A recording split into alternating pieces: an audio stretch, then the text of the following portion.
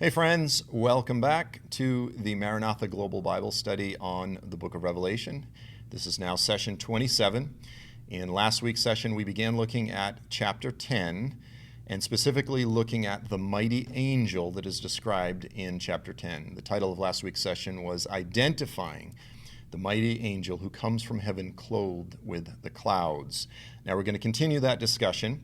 We're going to continue to look at this powerful mighty angel, as well as a few key elements of chapter 10, different things that we didn't get to last week. So the title of this session is The Mighty Angel with a Voice Like a Lion.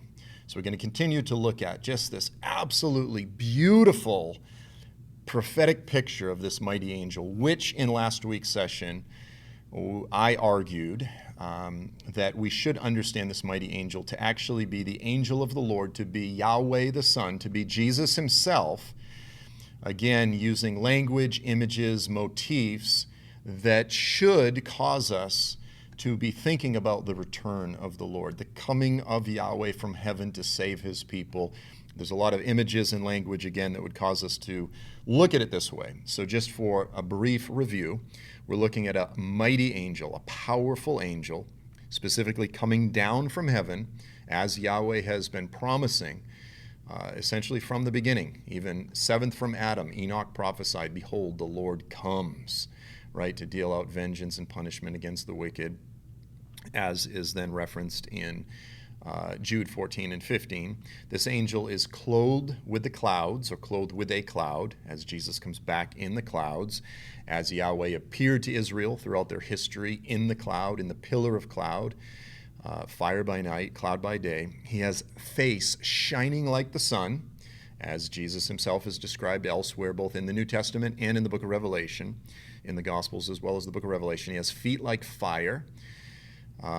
Elsewhere, Jesus is described as having feet like burnished bronze. He has a rainbow around his head, which we saw is often described as being around the throne of God. It's also the first covenant sign that appeared in the clouds, all the way back in Genesis.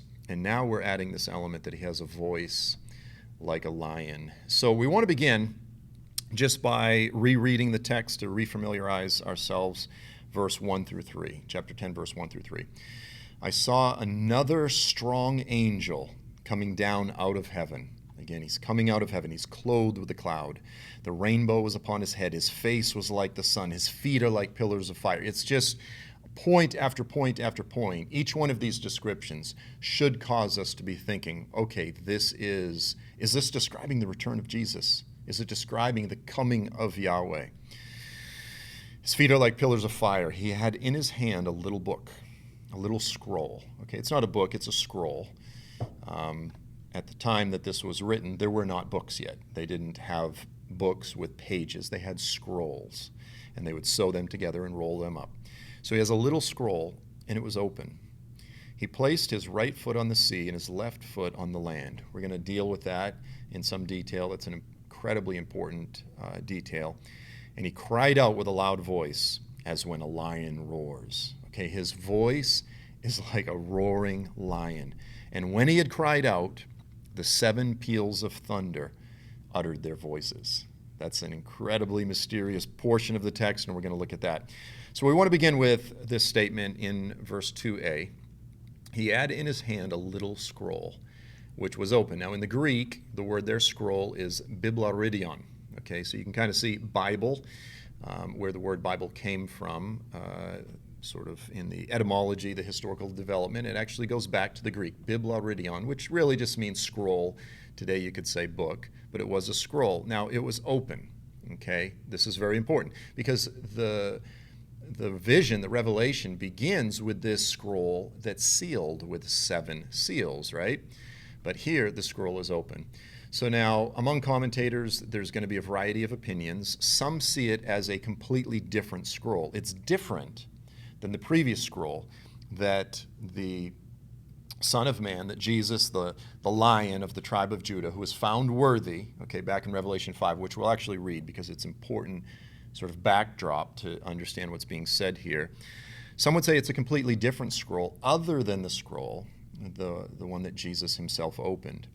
Some actually see it interestingly, or some have asked or suggested, could this be the scroll that is referenced in Daniel, where Daniel in chapter 11 is told, seal up the revelation. And then it says, many will go to and fro, knowledge will increase. Now, for what it's worth, in my opinion, that's a completely different deal. That's Daniel's vision. The command to seal up what was given was concerning the visions that Daniel was given. And when it says, many will go to and fro, knowledge will increase, the inference or the context is specifically with reference to many carefully going back and forth, studying, going to and fro, back and forth over the words of the revelation. And in a weird way, although it's sealed, it would gradually be opened. Knowledge of it would increase, sort of gradually, but yet, of course, if something's sealed, there has to be a certain point where it's opened. And so the idea is that it's sealed up until the end. Again, I would argue that that's a completely different scroll. So other commentators would simply see this open scroll as the previous scroll, okay? It was sealed up with 7 seals. Jesus is the one who is worthy. The Lion of the tribe of Judah is worthy. And he opened it, and now the scroll is open, which adds to the argument that this powerful, mighty angel coming from heaven, clothed with clouds, face shining like the sun, it adds to the argument that this is Yahweh the Son. This is Jesus. He's still holding the scroll that he opened. Now, of course, you would say, but wait a minute, this is a little scroll. The other one is not described as little. Again, he's a mighty angel. It's in context to how massive and giant he is in his hand. It seems like a little scroll. It seems like a tiny scroll. You know, size is very much relative, right? The sun, you know, when you set that up next to the earth seems pretty big until you set it next to the sun, etc. Like, you get the idea. And I personally believe that this scroll is indeed the previous scroll that was being opened by Jesus. I would argue that the contents of the scroll concern all of the things that have already been previously described, the opening of the seals, the blasting of the trumpets, as well as the events that yet to have to be fulfilled, the events that we'll continue to look at as we continue to study the book of Revelation together. So this is simply the scroll that the whole thing started with. Now, again, for a bit of backdrop, let's start with Revelation chapter 5. Let's sort of jump back and just reread this because, as I said, this is a foundational information. This portion of the text is foundational to understand what's happening here in chapter 10. Both sections, Revelation 5 as well as 10, are referred to by commentators as interludes. They're parenthetical sections. As these things are being shown and revealed and described, there are sort of these like parentheses where something else is described, and then it sort of gets back to the narrative. So both chapter 5 here as well as 10 are considered to be parenthetical segments of the book of Revelation. So in verse 1, again, chapter 5, verse 1 through 7, John the Apostle says, I saw in the right hand of him who sat on the throne, okay, Yahweh the Father, he who sits on the throne, written inside and on the back, sealed up with 7 seals. So he sees the Lord himself, God Almighty, Yahweh the Father, sitting on the throne, holding this scroll sealed with 7 seals. And I saw a mighty angel proclaiming with a loud voice, who is worthy? He's asking, who is worthy to open the Biblaridion, right? To open the scroll, to break its seals. Who is worthy? And no one in heaven or on earth or under the earth was able to open the book or to even look into it. This is a scroll that no one is even worthy to look into it. And we're talking about it right now. Then I began to weep greatly because no one was found worthy. No heroes other than the Lion of the tribe of Judah. No one was found worthy to open the book or to look into it. And then one of the 24 elders said to me, stop weeping. Behold, the Lion that is from the tribe of Judah, the root of, it starts quoting, making Old Testament references, the root of David. He has overcome. He was dead. He came back, right? He laid down his life. He has overcome so as to open the book and its 7 seals. And I saw between the throne with the 4 living creatures and the elders a lamb. So here's the lamb. He's the lion and the lamb. He's standing as if slain. He is the sacrificial Passover lamb, having 7 horns and 7 eyes. Very unusual lamb. Okay, this is the Passover lamb. Think about it. He has 7 horns, 7 eyes. Okay, this would be front page of the tabloid internet newspapers if there was a lamb that was born with 7 eyes and 7 horns. Freakish, okay? But again, this is symbolic.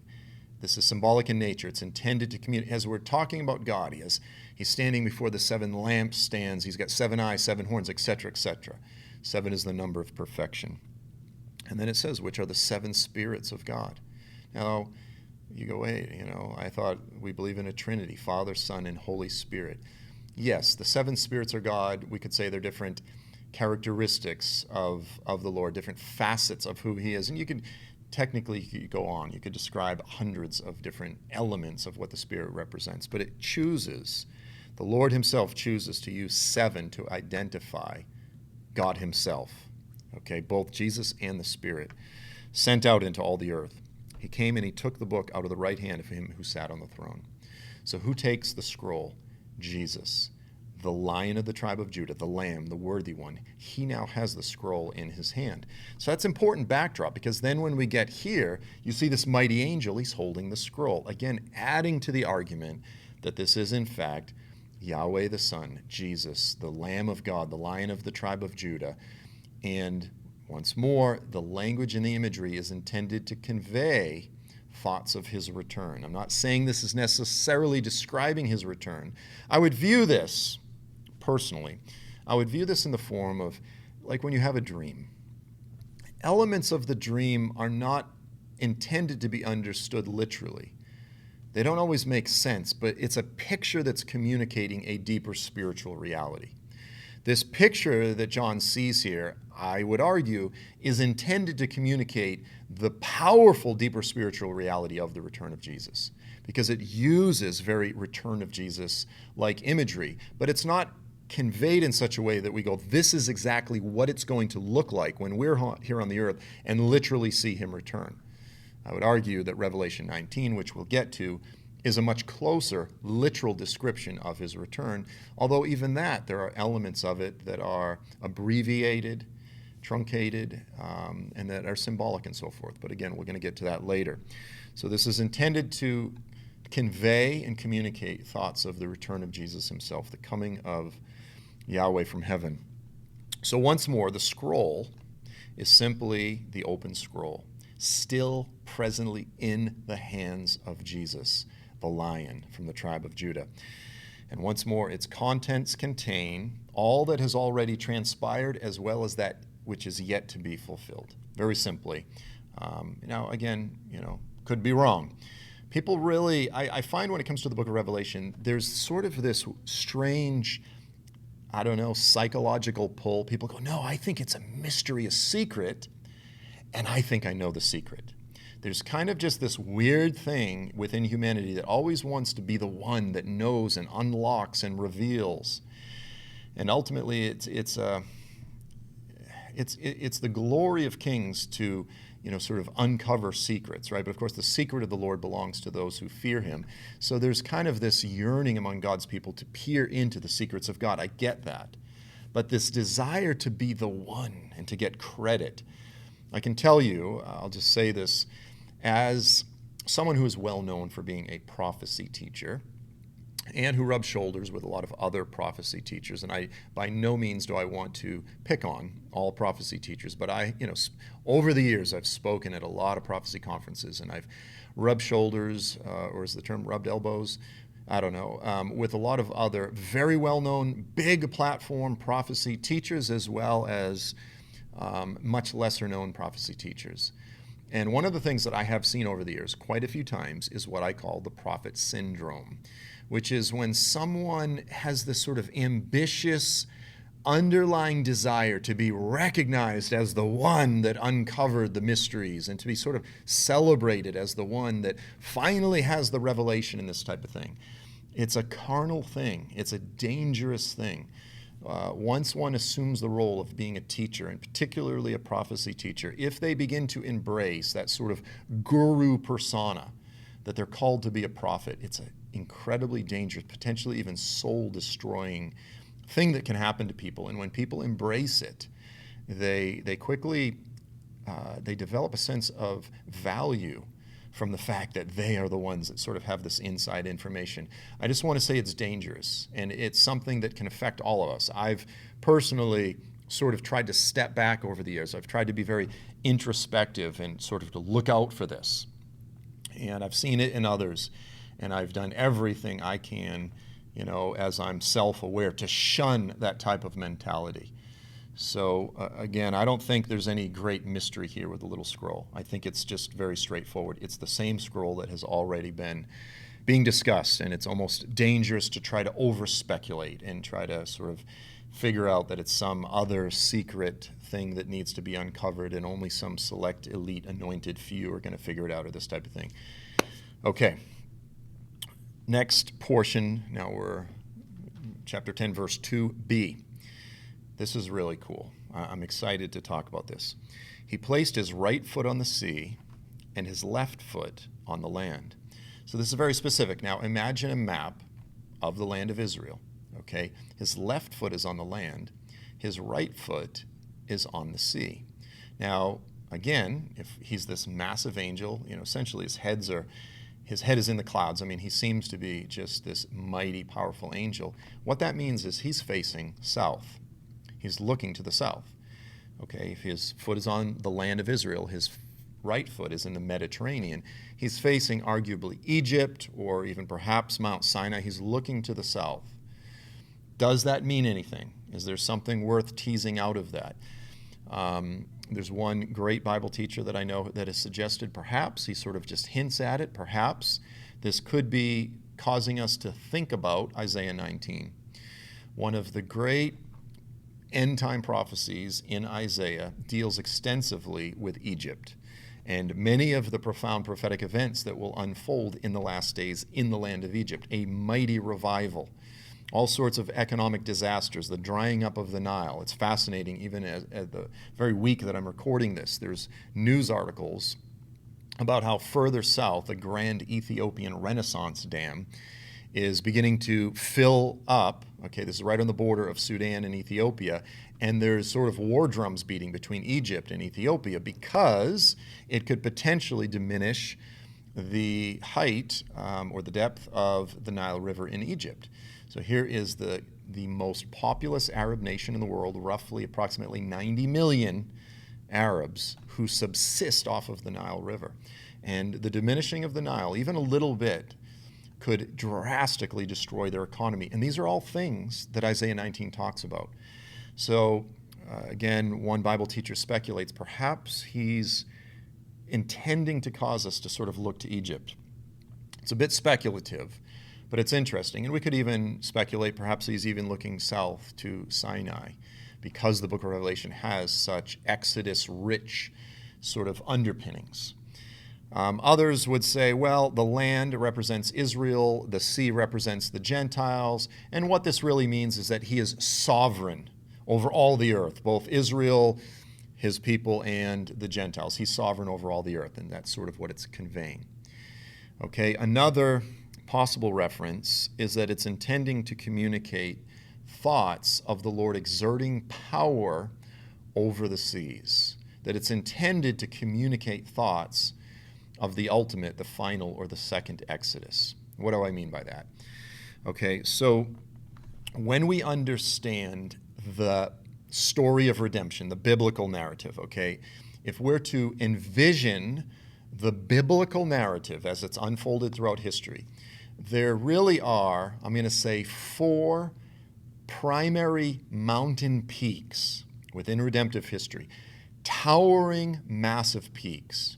The first is creation. Okay, that's the big mountain at the beginning of the story. If you're looking at the beginning of the story, Genesis, you've got this huge mountain, the story of creation. And what happens in creation? God himself is hovering over the deep, the chaos, the tehom, the tohu avohu. I don't know if I said that right in Hebrew, right? Like the wild and waste. And then he separates the waters above from the waters below. He brings order.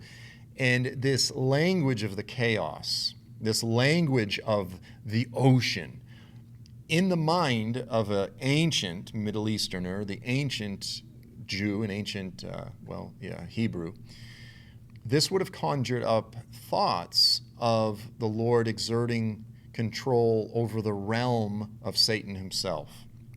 Now, creation was not just this cosmic conflict between good and evil, this yin and yang, equal evil, equal good. No, God is sovereign way over Satan. Like it's not even a contest.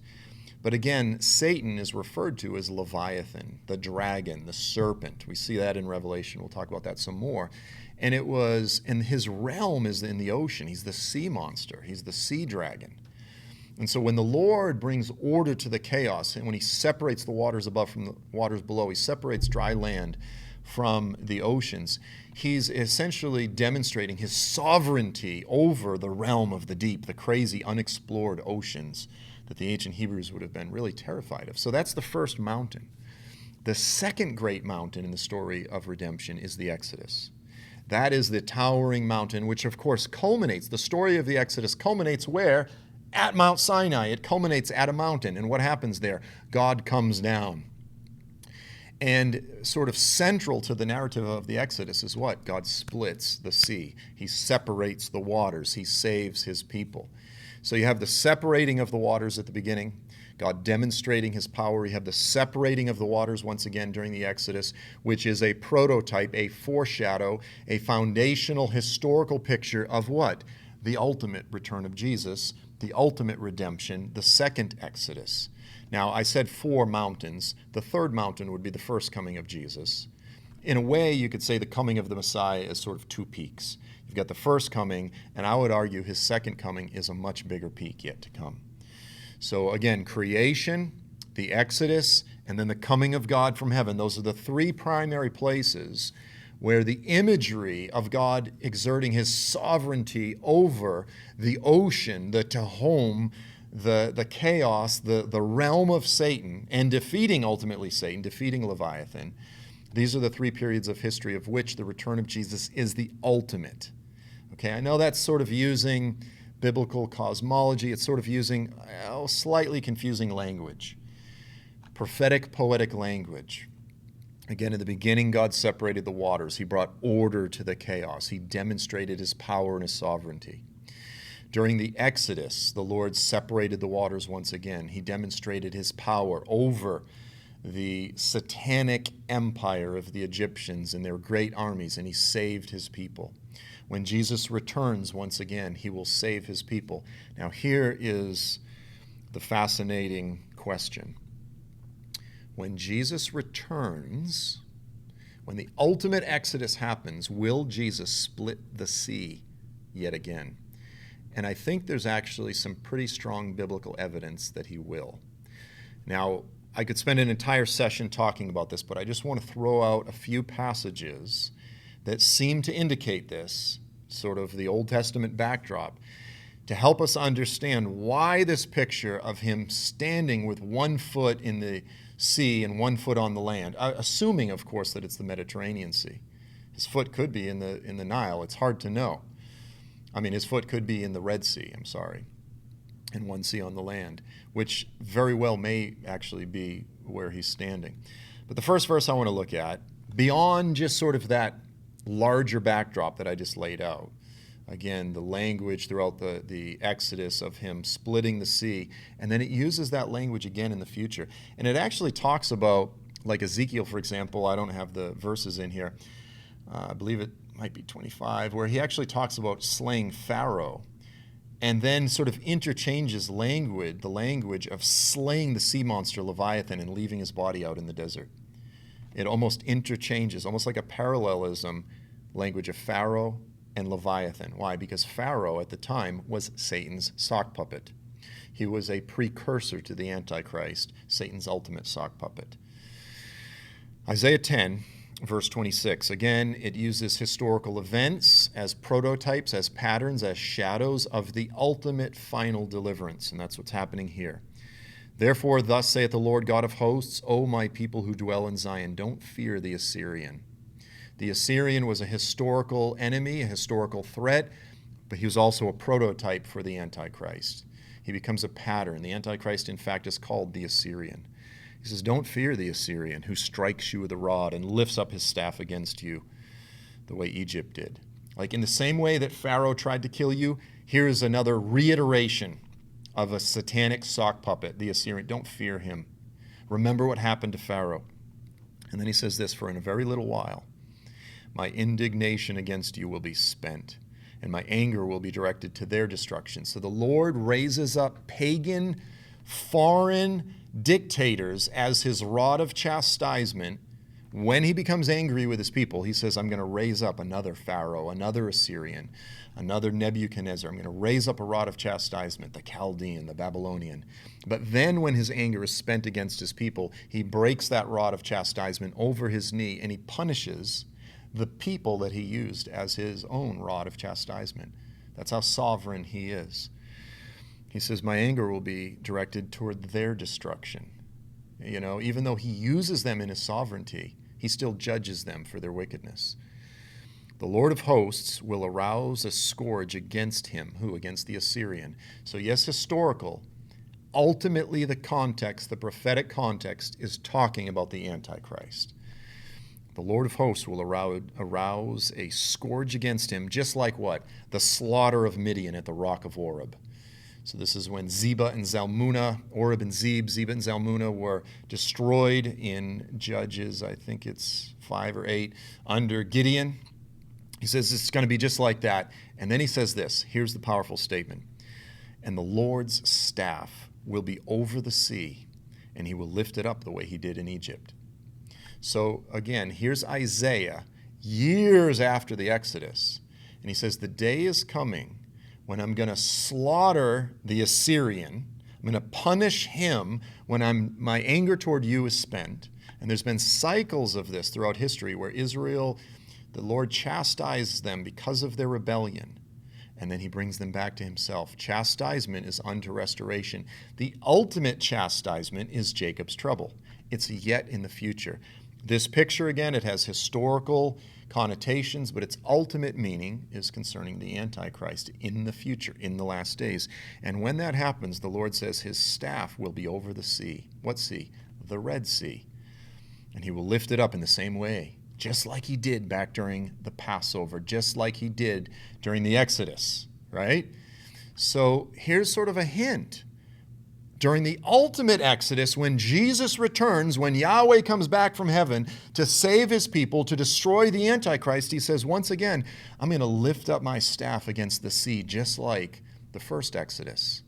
You go, okay, that's interesting, because it's yet future. We have no evidence that he did this historically with the northern kingdom of Israel when they were being invaded by the Assyrian, right? We have no historical correlation there.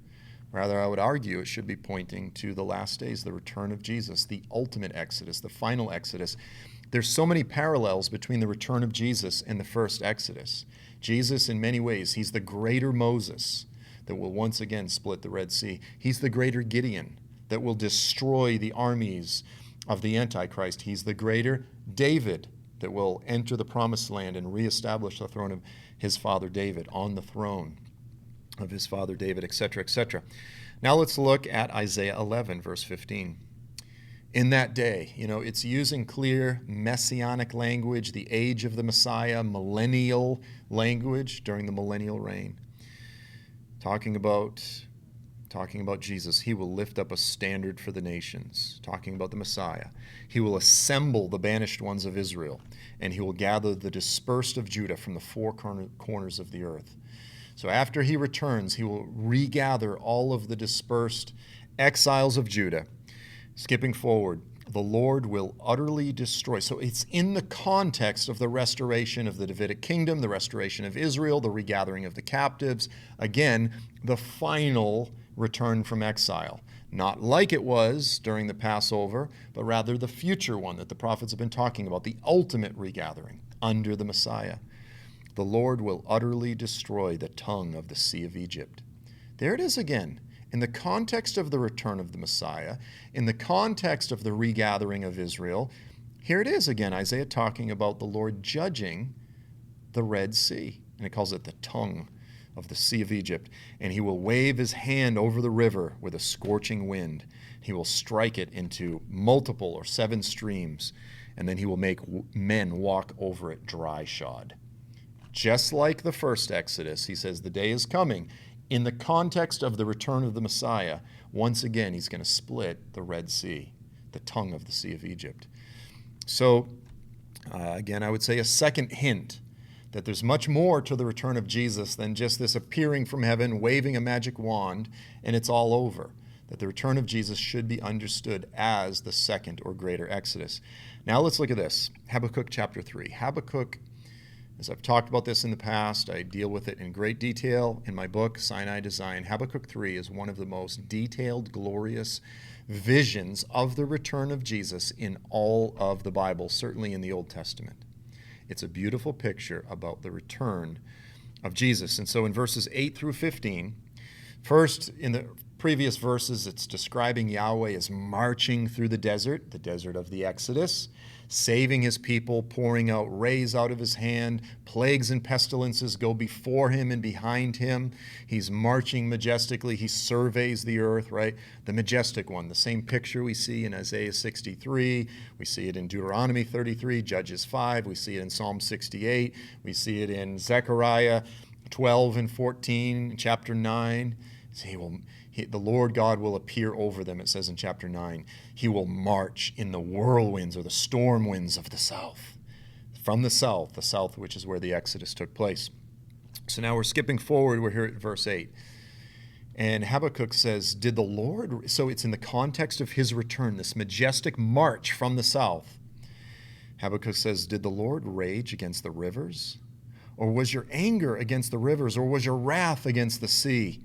That you rode on your horses, on your chariots of salvation. I want to stop here for a second and, as usual, go on a little bunny trail. We're going to get here later, and I want to discuss this again when we get there in chapter 9 in much more detail. But in chapter 19. In Revelation 19, it describes Jesus as returning on a horse, armies of heaven following him on horses. The Old Testament, the primary Old Testament backdrop for that are some of the passages in Deuteronomy 30 through 33, where it describes Yahweh coming and riding on horses. But here in Habakkuk, it describes him riding on horses. You rode on your horses, but then it interchanges, again, as a parallelism, chariots. What's interesting about this, and I don't want to go down this path too much, Ezekiel 1, as well as some other passages in Ezekiel. These are the freaky passages, that all the UFO people like to read. It's kind of it's very acid trippy, right? Like, here's this throne, the wheels, they're covered with eyes. Wherever, they look, the throne goes. The throne of God itself, it's in Hebrew, it's the Merkaba or Merkaba. It's a chariot throne. It's not just like a seat. It's not like just a seat that you sit on, like a throne. It's a chariot. It's a chariot throne. And so what's so fascinating is that not only is the throne of God described interchangeably as a chariot, when Jesus returns, he's described as interchangeably riding horses or riding chariots. Psalm 68 talks about this. I don't want to go down this road in too much detail, but what's interesting is on Shavuot, Pentecost, the reading that the Haftorah that the Jews read, the scriptural reading of Shavuot, the first day, is Ezekiel 1, the Merkaba passage, which describes the throne of God, the chariot throne. Day 2 is Habakkuk 3. Okay, so there's a connection between the Lord coming back on his horses. I would argue that it's not just a horse. The picture that we have of Jesus just on a horse is probably a simplified narrative. Again, if we're Old Testament literate, we understand the vision, the overall vision that the Old Testament is painted and described concerning his return. He's coming back on chariots. And yes, there's horses. So you could say either one. To say he's coming back on his horses as the divine king, it's also chariots. And there's a degree to where it's communicating the idea that he's coming back on his throne to reestablish his glorious throne on Mount Zion.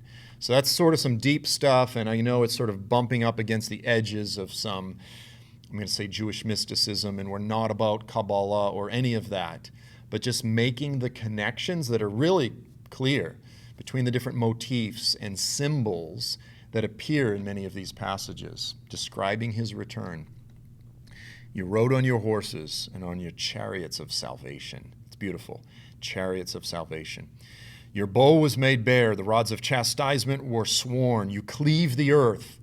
The earth is split up with rivers. It's using cataclysmic language. The mountains saw you and they trembled. The downpour of waters, like the flood waters, swept by.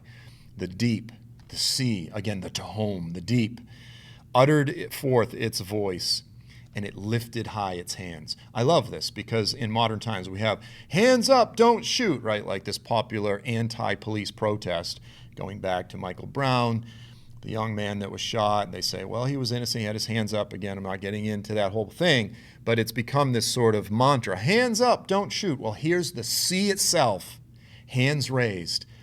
Please, have mercy on me, O sovereign of the universe. And he goes, sorry, I'm about to tear you in half. Once again, the deep utters forth its voice. It lifts high its hands, and it says, hands up, have mercy. The sun and the moon stood in their places. They went away at the light of your arrows. So again, it's this real beautiful, poetic, prophetic language. At the radiance of your gleaming spear, here it is, in indignation, in righteous anger, the Lord marched through the earth. In anger, you trampled the nations. You went forth for the salvation of your people, the salvation of your anointed ones. Here it is. I love this verse. You will, in the future, you will crush, you will strike the head of the house of evil. That's the Antichrist. That's Satan and his sock puppet, to lay him open from thigh to neck, to absolutely decimate him. You pierced him with his own spears, the head of his throngs.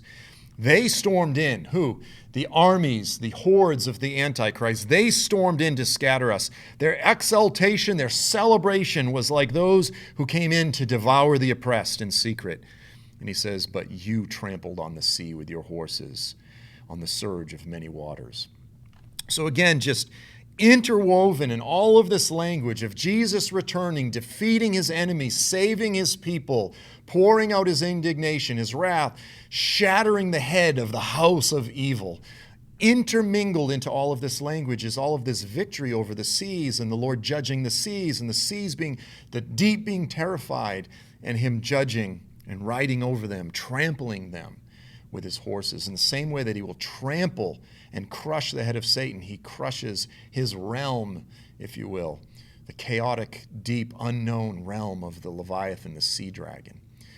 And so there's much more to it than that. Again, it would take a whole session, but I would argue that Jesus, as the greater Moses, very likely may actually retrace the steps of the Exodus as he's saving and delivering his people, as he's destroying the armies of the Antichrist. Plagues and pestilences go before him and follow in his wake.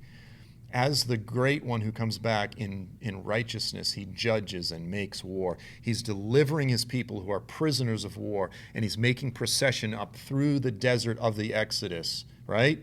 Make a highway through the desert, prepare a highway. He's coming. Like roll out the red carpet for the King, for our God, as it says in Isaiah 35:40, the highway of holiness. Verse 3a, he called out, now back to the angel, back to the majestic, mighty angel who comes from heaven, clothed with the clouds, with a face shining like the sun. He called out with a loud voice, like a roaring lion. What should we think of when we hear this? Someone with a voice like a lion. Going all the way back to Genesis 49, verses 8 through 10, this is the original prophecy given to Judah, that it's from him would come the King of Israel, the promised one. He says, this is Jacob prophesying over his sons. He says, Judah is a young lion. My son, you return from the kill. He crouches, he lies down like a lion or a lioness. Who dares to rouse him?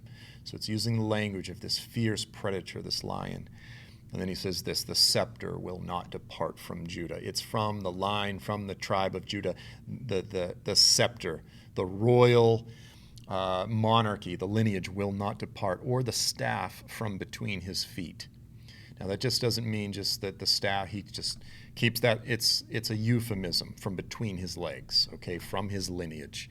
That staff will not depart until he whose right hand it is comes. Until there's a quite a few different translations here. Some say until Shiloh comes, until the one that it belongs to, the rightful heir until he comes, and the obedience of the peoples belongs to him. So that's the foundation for the theme of Jesus as the Lion of the tribe of Judah. And then, of course, we see it here in Revelation back in chapter 5, verse 5. One of the elders said to me, "Don't weep, look, the Lion from the tribe of Judah." Harking all the way back there to Genesis 49, the root of David, he has conquered. And so he is able to open the scroll. So here he is, the mighty angel, with a voice like a lion, like the Lion of the tribe of Judah, crouches down, ready. He's holding the same scroll that only Jesus, the Lion of the tribe of Judah, was found worthy to open.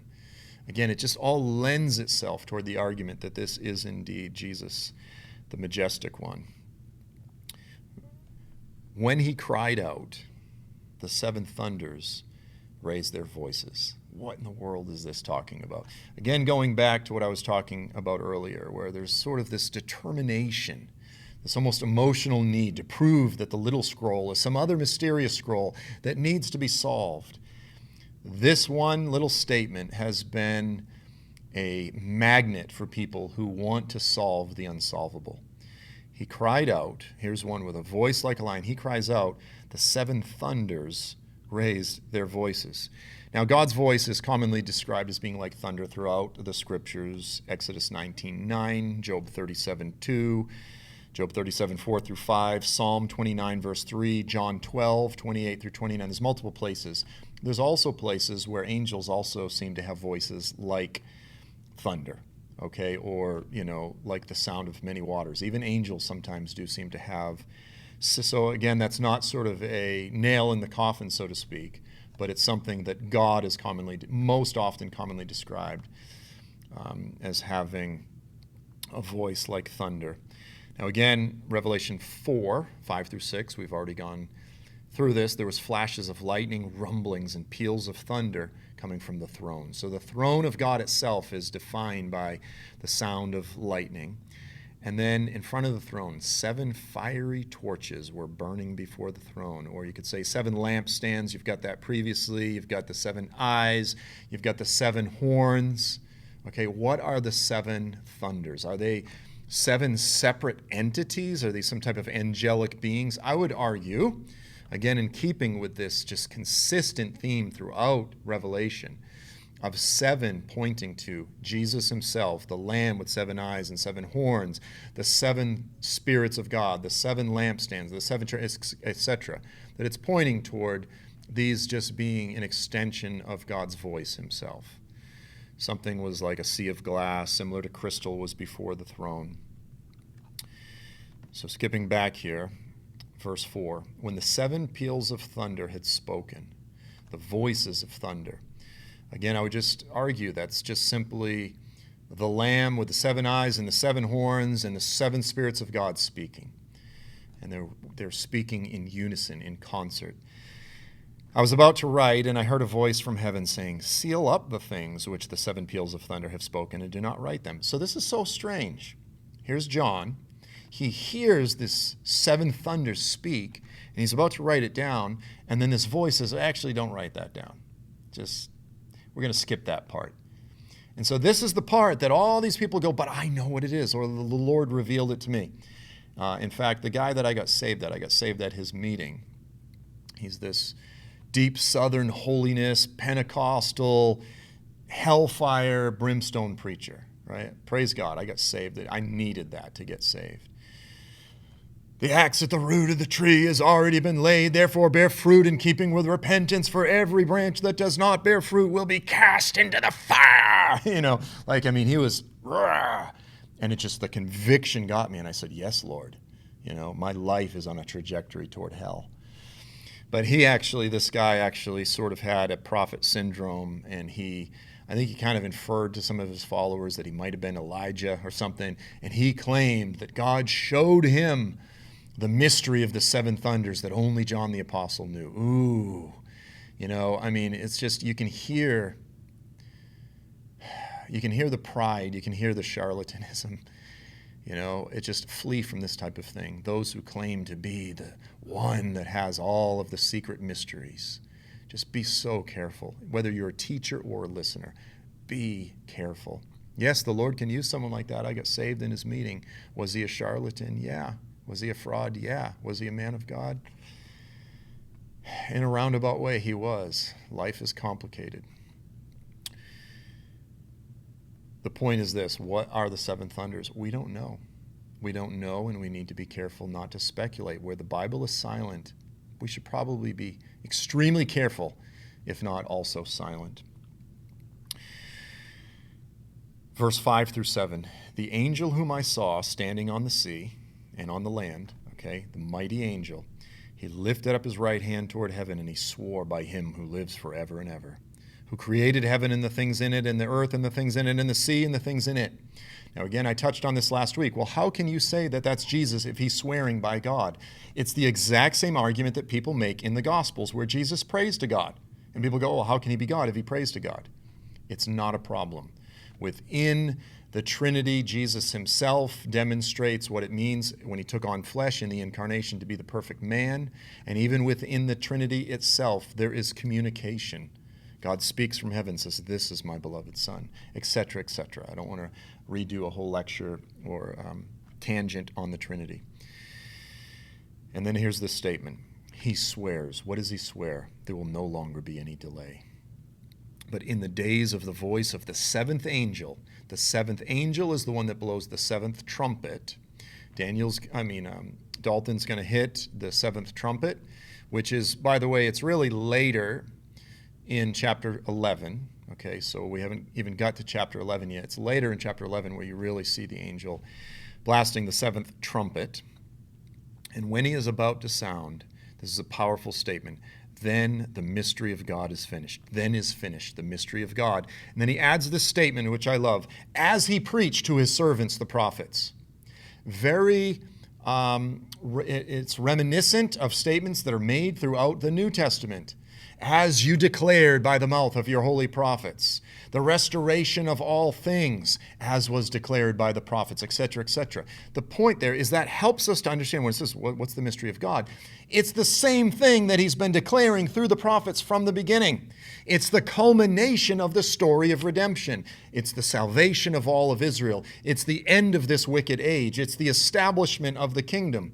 So going back to my fairly sort of helter-skelter, I don't want to say schizophrenic, but my Tevye message when I went on one hand, pre-wrath arguments, on the other hand, post-trib arguments, and I kind of went back and forth. This is why both Dalton and I would hold to a seventh trumpet rapture. When he appears from heaven, when Israel looks upon the one they have pierced. And yes, the return of Jesus is a complex series of events that unfolds over a period of time. But it's in the context of the blasting of the seventh trumpet that all of these things seem to culminate, when they seem to be wrapped up. Now, again, I'm going to let Dalton really elaborate on that, and I don't want to spend too much time on it, but it's just such a profound statement. And it's also why this picture of this mighty angel, we should understand it as reflecting and speaking to the actual return of Jesus in prophetic, poetic, pictorial form. Then we have this statement, verse 8 through 11. Then the voice which I heard from heaven, I heard again speaking to me, saying, go take the book which is open in the hand of the angel who stands on the sea and on the land. So he goes over to the mighty angel. I went to the angel, telling him to give me the little book. Hey, mighty angel, give me the scroll. Just how big, and he said to me, so here's again, Jesus speaking to John, take it and eat it, devour it, consume it, and it will make your stomach bitter. But in your mouth it will initially be sweet as honey. It's very strange. And I took the little scroll out of the angel's hand and I ate it. And in my mouth, initially, on the front end, it was as sweet as honey. And when I had eaten it, my stomach was made bitter. And they said to me, you must prophesy again. You must continue concerning many peoples, nations, tongues, and kings. So here's the statement. You have to continue prophesying. Going back to the identification of the scroll, it concerns all of the things that have already been opened, unsealed, and revealed, the seals and the trumpets. We haven't got to the seventh trumpet yet, as well as the things that you must continue to prophesy, the things that remain unfilled. But he says, eat the scroll. What is this talking about? Again, there's a lot of speculation and commentaries in terms of what it means. But to me, it's this prophetic act of assimilating the scroll and the contents of the scroll itself, to where the very message of the book, the culmination of that which all of the prophets have been declaring, the same prophetic message, the gospel itself, which culminates, which leads up to the birth pains, the judgments, the wrath of God being poured out, the chastisement of God leading to the birth, leading to the coming forth of the baby, the restoration of all things, the end of this wicked age, the establishment of his, like all of these things, and all of the heavy, heavy realities that are part of this message. He says to John, assimilate it. Initially, it's going to be sweet. When you receive that mantle and that calling and you receive my word, it's sweet, but it will become bitter in your stomach. It will make you sick. And I might be out in left field. I might be out to lunch with this. And I don't even mean to communicate this in a way that in any way exalts my own ministry or life, but I just know that over the years, as I've very hesitantly, really emotionally, for my part, very hesitantly, cautiously, sort of stepped into the ministry that the Lord has given me. It's been a very strange thing. I observe my life sometimes from the outside looking in and going, that's bizarre. You know, knowing who I am, right? Knowing my history. I mean, just what a total bozo I am.